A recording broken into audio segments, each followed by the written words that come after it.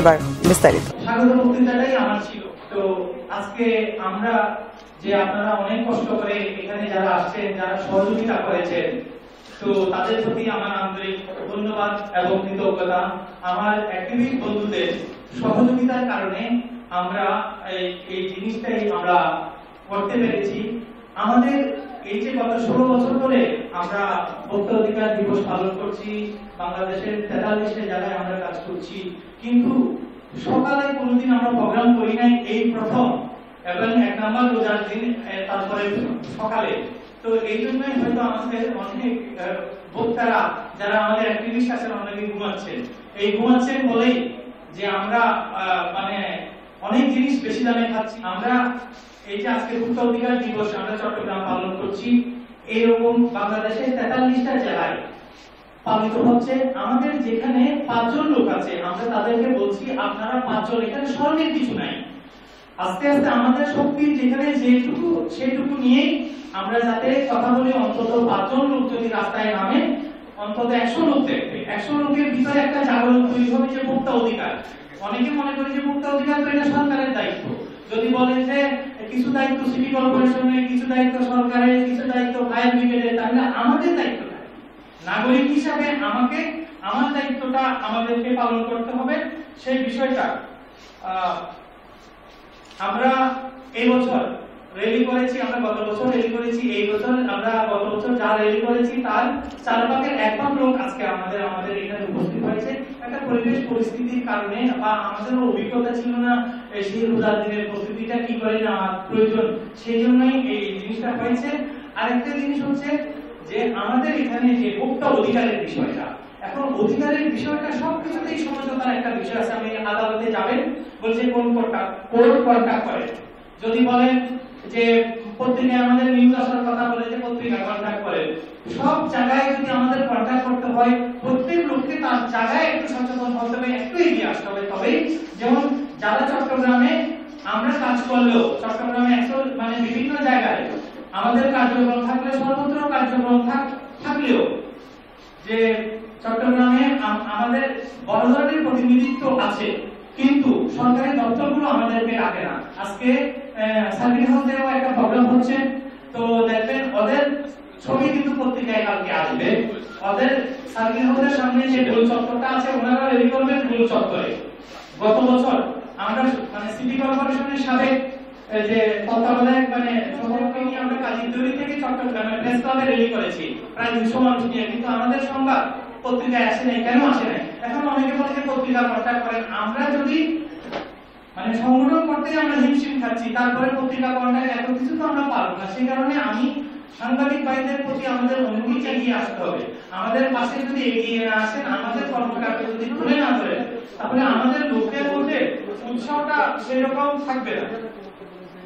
কিন্তু যারা চট্টগ্রামে প্রতিনিধিত্ব করেন না, যারা একটা রেলি করতে পারেন না, তাদের কিন্তু সরকারি সব মিটিং মিছিলে তাদেরকে ডাকা হয়, আমরা গেলেও মানে আমাদেরকে ওইভাবে মূল্যায়ন করা হয় না।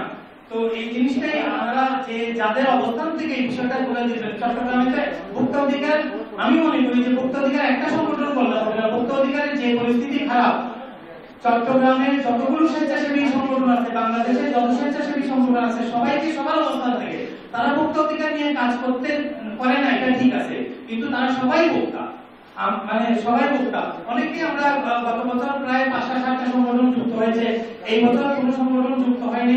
সবাই বলছে রোজার দিন আপনারা বিকালে প্রোগ্রাম করলে, কিন্তু বিকালে প্রোগ্রাম আমরাও করতে চেয়েছিলাম, কিন্তু আমাদের অর্থনৈতিক সীমাবদ্ধতার কারণে আমরা বিকালে প্রোগ্রাম করতে পারি না। কারণ এখানে ইফতার পার্টির একটা ব্যাপার। বছরের অভিজ্ঞতায় আমরা আপনাদেরকে একটা জিনিস বলবো, আমাদের অ্যাক্টিভিস্ট এবং আমাদের অতিথিদের একটা বিষয় আমরা অনুরোধ করব যে পণ্য বিষয়ের উপর, ক্রয় মূল্যের উপর আমাদেরকে গুরুত্ব দিতে হবে। সমাজে সবাই প্রত্যেকের পাড়ায় আমাদের জাতির জনক যেরকম বলেছিল ঘরে ঘরে দুর্গ করে তুলো, সেরকম আমাদের প্রত্যেকের পাড়ায় আমাদের একটা মানে কমিউনিটিটাকে শক্তিশালী করতে হবে। এবং সমাজের যারা মানে প্রতিনিধিত্বশীল নেতা আছেন, যারা মানে সমাজের মুরব্বী আছেন, তাদেরকে আমাদের সম্পৃক্ত করতে হবে। আমরা তো বহুমত নকল এবং ভেজাল বিষয়, এই যে আমরা যে ঔষধ খাচ্ছি, আপনি শহরের মধ্যে 20% ঔষধ নকল আছে, গ্রামের মধ্যে প্রায় 30% ওষুধ নকল আছে। কিন্তু এই কথাটা পেপার পত্রিকায় আছে, টেলিভিশনে আছে, প্রশাসনও জানে, কিন্তু থামছে না। তবে আমরা একটা জিনিস আমরা দীর্ঘদিন কাজ করে অভিজ্ঞ হয়েছি, যদি একটা রেজিস্টার মেইনটেইন করা হয়, সেটা আপনাদেরকে বললাম যেটা আপনারা এটা ইমপ্লিমেন্ট করবেন। যেমন ঔষধ কিনছে কোন দোকান থেকে, যে ফার্মেসিগুলো ওষুধ কিনছে, এটা একটা রেজিস্টার মেইনটেইন করবে। অনেকে মরা মুরগি আমাদের খাওয়াই দিচ্ছে, কিন্তু মুরগিটা কোন প্রতিষ্ঠান থেকে কিনছে ওই হোটেল মালিকের একটা রেজিস্টার থাকতে হবে। এখন আপনারা আপনাদের এলাকায় রেজিস্টারটা মেইনটেইনের ব্যাপারে একটু গুরুত্ব দিবেন। একটা জিনিস হচ্ছে, আমরা যারা নাগরিক আছি, আমরা অনেকেই বলি ভাই ভোক্তা অধিকার মানে একটু কাজ করতে বলেছে, ভাই এটা তো সরকার করবে, আমার করার দরকার কি? কিন্তু এই দেশ, আমরা যেমন ব্যক্তিগত একটা চাওয়া আছে, দেশেরও একটা ব্যক্তি চাওয়া আছে, দেশকে এগিয়ে নিতে গেলে দেশেরও একটা চাওয়া আছে। দেশকে আপনি হয় সময় দিতে হবে, না হয় টাকা দেশের পিছনে খরচ করতে হবে, না হলে জীবন দিতে হবে। যেটা হলো, আমরা কিছুদিন আগে ঢাকায় দেখেছি 29 তারিখে ঢাকায় দেখেছি একটা বিল্ডিং এ আগুন ধরার কারণে প্রায় 34 জন লোক মারা গিয়েছেন। তারা যারা উঠেছেন তারা কিন্তু কেউ মেট্রিক পাস ছিলেন না, সবাই মেট্রিক পাসের উপরে ছিলেন, অনেক শিক্ষিত জ্ঞানী লোক ছিলেন, কেউ সরকারি কর্মকর্তাও ছিলেন। ওরা যে সিঁড়িটা দিয়ে উঠছে, তো ওই সিঁড়িটাতে কিন্তু সিলিন্ডার গ্যাস ছিল, সিলিন্ডার গ্যাসের রাখা ছিল, কিন্তু যখন ওনারা হোটেলে উঠছেন, ওনারা ত্রিপল লাইনে ফোন দিতে পারতেন, তো মানে মানে ওইটা জানি ফায়ার ব্রিগেডে ফোন দিতে পারতেন। এরকম মেসেজ দুই একজনকে বললাম, আপনারা এরকম দেখেছেন বা দেখেছেন, বলেন না কেন? এটা আমি বলবো কেন? আমি যে মারা গেছে কে?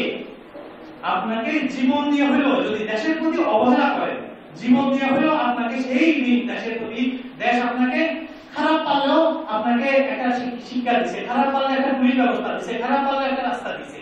কিন্তু আপনাকে বাজার পর্যবেক্ষণের জন্য আমরা এইবার একটা বিষয় নির্ধারণ করেছি, যেমন আপনাদের গতবার বলছি সার্বজনীন সাংবাদিকতা। এইবার আমরা আপনাদেরকে ড্যাশ দিয়েছি, আপনারা বাজার মনিটরিং করবেন। 20% পণ্য যদি বেড়ে যায় আমরা মাইকিং করব, আপনারা প্রস্তুতি নেন। এই বছর থেকে এই 20% কোন পণ্যের মূল্য যদি বেড়ে যায় আমরা মাইকিং করব। এই বইয়ের মধ্যে নির্দেশনা দেওয়া আছে আমাদের সারা গ্রন্থে। এই মানে আমরা এই জিনিসটা করব এই কারণে যে আমরা বলবো যে গ্রাহকদের উৎসাহিত করবো। এই জিনিসটার দাম 20%, আমাদের ইনকাম 20% বছরে অনেকের বাড়ে না, তো আমরা কোথা থেকে, আমার বেতনও তো বাড়বে না। তো সেই বিষয়টা আমাদেরকে ভাই যে সরকার এটা পাচ্ছে না, আপনারা কি করে পারবেন? তো এইটা আমি বলি যে এই বিষয়ে আমি একটা বলি, যখন আমি বিনোদ বিহারী চৌধুরীকে বলেছিলাম, বিনোদ বিহারী চৌধুরী আমাকে বলেছিল যে উনি এই প্রতিষ্ঠানের 7 বছর প্রেসিডেন্ট ছিলেন। তো অনেকে আমাদেরকে বলে যে ভাই আপনাদেরকে ডিসি অফিসে যান না, আপনি ইউএন অফিসে যান না, আপনি ওই প্রেসিডেন্টের সাথে দেখা করেন না, লেজুর ভিত্তি করা আমাদের কাজ নাই। আমরা যে প্রকাশনা বের করেছি সকল অফিসে যাবে, ওরা মনে রাখতে চান না, ওনারা মনে করে ডিসি অফিসে যদি আমাদেরকে ইনভলভ করা হয়, জাতীয় ভোক্তা অধিকার যদি আমাদের ইনভলভ করা হয়, আমাদেরকে হজম করতে পারবে না। ওনারা যাদেরকে নিয়ে চলে, ওনারা যে রেসিপি দেন আমার কোনো কর্মী সেটা মানবে না। সেই কারণে ওনারা আমাদের ব্যাকগ্রাউন্ড জানেন যে বিনোদ বিহারী কোনো অফিসে ধর্ণা দেন নাই। আমি অমুক এলাকায় থাকি, অমুক এলাকায় বাজার পর্যবেক্ষণ মনিটরিং রিপোর্টটা দেখেন। আপনি 26 দিন চাকরি করেন, 26 দিন 26টা বাজারে গেছেন, সেই তালিকাটা আমার লাগবে। যদি এই তালিকাটা না দেয় আমরা ওনাকে কপি অনুসরণ করবো ওনাদের অফিসের সামনে। আপনি সরকার প্রধান আপনাকে বেতন ভাতা সব সুযোগ সুবিধা দিচ্ছে, আপনি কেন মানি যাবেন না? আপনি যদি বলে যে পুলিশ নাই আমরা থাকবো, গাড়ি নাই আমরা আপনাকে গাড়ি ব্যবস্থা করবো, দরকার রাস্তায় একটা এই আমাদের ভবিষ্যৎ পরিকল্পনাটা মানে আমি সংক্ষিপ্ত করতে হচ্ছে, আমাদের হাতে সময় নেই, যে আমরা ভবিষ্যৎ পরিকল্পনাটা করছি। আমরা এই বছরই প্রায় 4 লক্ষ টাকা খরচ করে আমরা একটা অ্যাপ তৈরি করছি, সিআরবি মানে সিআরবি প্রোডাক্ট সার্ভিস অ্যাপ। যেমন আমাদের কনজিউমার মানে আমাদের একটা অ্যাপ আছে, আপনারা জানেন কিনা, মানে হয়তো অতিথিরা জানেন কিনা জানি না, সদস্যরা সবাই জানেন, সেটা হলো গুগল প্লে স্টোরে কমপ্লেইন অ্যাপ একটা আছে। সেরকম আমরা একটা অ্যাপ করছি। আজকে আলু কত চলছে বাংলাদেশের, রাজশাহীতে কত, খুলনাতে কত, চট্টগ্রামে কত, কেউ চলতে পারবে না। সরকারি একজন কর্মকর্তাকে বলেন, ভোক্তা অধিকার অধিদপ্তরকে বলেন, ওরা বলতে পারবে না। আমরা একটা অ্যাপ তৈরি করছি, এট এ টাইম আপনি 6টা বিভাগে আলু কত বিক্রি হচ্ছে, চাল কত বিক্রি হচ্ছে, এটা আপনারা দেখতে পারবেন। এবং যেই ডাক্তারেরা ভুল চিকিৎসা করবে আপনি ওখানে ডাক্তারের মানে রিভিউ দিতে পারবেন। এই ব্যবস্থাটা আমরা করছি আমাদের প্রথমত। দ্বিতীয় হচ্ছে আমরা একটা হাইকোর্টে রিট করতে চাই। যেমন জেলা পরিষদ থেকে মানে ইয়ে হচ্ছে, এটাকে ফাইন করা হচ্ছে, ভোক্তা অধিকার থেকে ফাইন করা হচ্ছে, নিরাপত্তা থেকে ফাইন করা, এই ফাইনটা করে ওরা কিন্তু প্রশিক্ষণ দিচ্ছে না। আমি বলছি যে নতুন শিক্ষা কারিকুলাম হচ্ছে, সরকার প্রায় 1400 কোটি টাকা বরাদ্দ করেছে শিক্ষকদের জন্য, যে শিক্ষকদের ট্রেনিং এর জন্য, কিন্তু ভোক্তা অধিকার দোকানদারকে ওরা কোনো ট্রেনিং দিচ্ছে না। দোকানদারকে যদি ট্রেনিং না দেয় আমার অধিকারটা কি করে বলছে? দোকানদার তো কোনো ট্রেনিং নেই, ওনার ট্রেনিং নেই। প্রথম দোকানদারকে ফাইন করা আইনে আছে, আইনের 5 নম্বর ইয়েতে লেখা আছে জানার অধিকার। একটা দোকানদার জানেই না তার কি অপরাধ, তো প্রথম জানাইতে হবে আপনি শুনতে হবে, তার নাইলে আমি ফাইন করব। তারপরে আমরা যে এই জন্য আমরা একটা হাইকোর্টে রিট করব এই বছরই, যেটা অনেক দিনের স্বপ্ন, যেটা যে এই যে ওরা চাঁদাবাজি করে যে টাকাটা ভোক্তা অধিকার অধিদপ্তর বা যারাই ভোক্তাদের আইনে যে টাকা ওরা অর্জন করবে ওই টাকাটা অন্য কোনো খাতে খরচ করা যাবে না। ওইটা ভোক্তা অধিকার হয় ভোক্তাদের প্রশিক্ষণ দিতে হবে, না হলে ওই টাকাটা দিয়ে ব্যবসায়ীদের প্রশিক্ষণ দিতে হবে। 3 নম্বর কথা হচ্ছে যে আমরা একটা ফুড সিকিউরিটি মানে কাউন্সিল করতে চাই, যেটা আমরা করলে হবে না, আমরা বিশিষ্ট লোকদের দিয়ে করব। আজকে অতিথিদের দৃষ্টি আকর্ষণ করব, আমাদের এখানে বিভিন্ন পণ্য বিক্রি হচ্ছে, এই পণ্যের মান আদৌ আছে কিনা বিএসটি এর উপর বসে থাকলে হবে না। কলেজের প্রিন্সিপাল প্রফেসর মানে বিশ্ববিদ্যালয়ের শিক্ষকদের নিয়ে আমরা একটা করতে চাই যে এটা ভোক্তা অধিকার সিআরপি কেউ থাকবে না, ওইখানে ওনারা আলাদা থাকবে। আমরা একটা প্রোডাক্ট বাজার থেকে নিব, নিয়ে ওনাদের মাধ্যমে আমরা খরচ আমরা বহন করব, সংগঠন বহন করবে, এটা সায়েন্স ল্যাবরেটরিতে পাঠাবো এই পণ্যের মানটা ঠিক আছে কিনা। এটা ওনারা সাংবাদিক সম্মেলন করে এটা প্রকাশ করবেন, তখনও বলতে পারবেন না এটা আমরা করছি না। সমাজের বিশিষ্ট মানুষকে দিয়ে যখন এই জিনিসটা করব এটা হবে। আর আমাদের উল্লেখযোগ্য যে সমস্যাগুলো দেখছি, আমি 3টা সমস্যার কথা বলেই আমার বক্তব্যটা আমি শেষ করছি। 1 নম্বর কথা হচ্ছে চট্টগ্রাম সহ সারা বাংলাদেশের আমাদের কাছে অভিযোগ আছে সরকারি স্কুলগুলোতে কিন্তু কোনো ক্লাস হচ্ছে না নিয়মিত। বেসরকারি স্কুলগুলোতে যেভাবে ক্লাস হয় এই জিনিসটা আপনারা একটু আপনাদের দৃষ্টি আকর্ষণ করছি। 2 নম্বর কথা হচ্ছে যে আমাদের শহরের মধ্যে আমরা ঘোরাঘুরি করতে যাচ্ছি, অনেক একটা রাস্তা ঘুরে 2 দিন 3 দিন ধরে চলে যাচ্ছে। আমরা নাগরিক আমাদের সিআরপি থেকে একটা স্মারকলিপি দিতে চাই মেয়রকে, যে জিনিসটা দিতে চাই যে যেই প্রতিষ্ঠানকে আপনি কাজ দিবেন, যে 24 ঘন্টা কাজ চালাতে পারবে, যে মাটি করে মাটিকে ফেলে দিয়ে 3 দিন চলে যাবে, সেরকম লোককে কাজ দেওয়া যাবে না। প্রয়োজন হয় বিদেশি সংস্থাকে কাজ দেন। স্বাধীনতা 54 বছর পরে ভালোবাসা দিয়া দেশপ্রেম দিয়া আমাদেরকে হয়রানি করবেন, সেটা আমরা মানব না। তারপরে বিদ্যুৎ বিভাগের জন্য একটা সার্বক্ষণিক বুঝছেন, এটা সার্ভিস চেয়ে আমি আমার বক্তব্য শেষ করছি। সবাইকে অনেক অনেক ধন্যবাদ, ভালো থাকবেন সবাই।